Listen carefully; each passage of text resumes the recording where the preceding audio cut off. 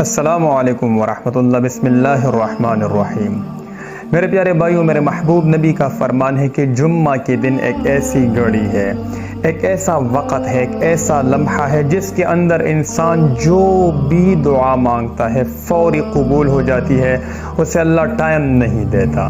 وہ کون سی گھڑی ہے؟ علماء نے 2 ٹائم راجح قرار دیے ہیں، بہت سارے علماء کا اتفاق ہے۔ ایک جمعہ کے دن جب امام خطبہ دے رہا ہوتا ہے، 2 خطبوں کے درمیان جب امام تھوڑی دیر کے لیے خاموش بیٹھتا ہے، 4-5 سیکنڈ، کہہ رہے یہ وہ گھڑی ہے جس کے اندر ہر ایک دعا قبول ہو جاتی ہے۔ آپ نے ترتیب کیا بنانی ہے؟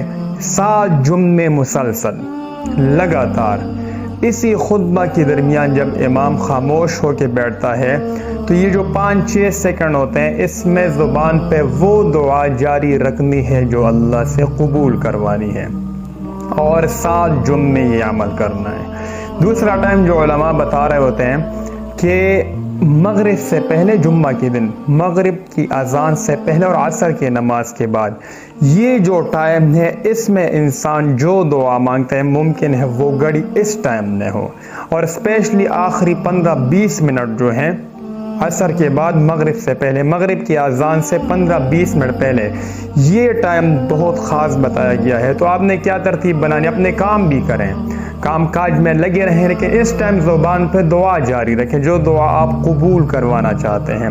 تو انشاءاللہ بڑے سے بڑا مسئلہ ہو، بڑی سے بڑی بیماری ہو، بڑے سے بڑا قرضہ ہو، کوئی بھی دعا اللہ سے قبول کروانا چاہتا ہو اور یہ تمنا ہے کہ فوری قبول ہو، ٹائم نہ لگے، تو 2 ٹائم میں نے آپ کو بتا دیے ہیں۔